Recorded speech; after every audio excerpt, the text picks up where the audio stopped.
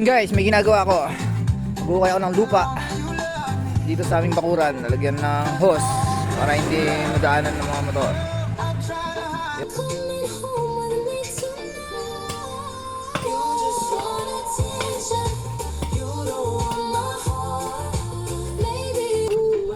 So yun guys, nakapagaw, din tayong tubig.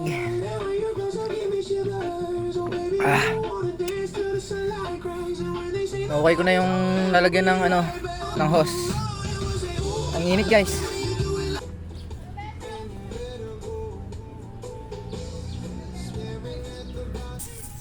Yun guys, tapos na. Ayan, malinis. Nabaon na yung hose, black hose. Nakakapagod, yun lang. Thank you guys.